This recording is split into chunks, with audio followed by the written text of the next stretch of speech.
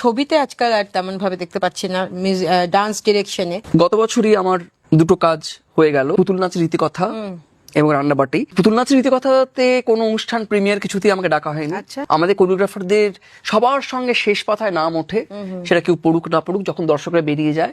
এবং এটা আমাদের দৈন্যতা, এটা আমরা as a choreographer, as a dancer in the industry আমরা সেই জায়গাটা তৈরি করতে পারিনি। আমি এখানে বলবো যে একটা খুব বিখ্যাত হয়েছিল, নামটা নিচ্ছি না ইচ্ছে করে, সেখানে সিঙ্গারকে নিয়ে হই হই করা হলো, আচ্ছা। কোরিওগ্রাফারকে খবরটা কেউ জানলোই না, জানার চেষ্টাই করলো না। এবং আমার ক্ষেত্রে তো আরো কষ্ট লাগে যে এই ডিরেক্টররা আমার চেনা, আমার বন্ধু, কোন এক ছবির নায়িকার নাচ জানে না। এবং আমি সেটা বলেছি যে, আমি প্রোডাকশনকে বলেছি, নায়িকাকে নয়, যে নামটা শুনে কি আমি হয়তো পারবো কিনা জানি না এই কাজটা করতে, কারণ যে জানে না তাকে আমি কি করাবো। কিন্তু সেটা হয়তো তারা বলেছে নায়িকাকে।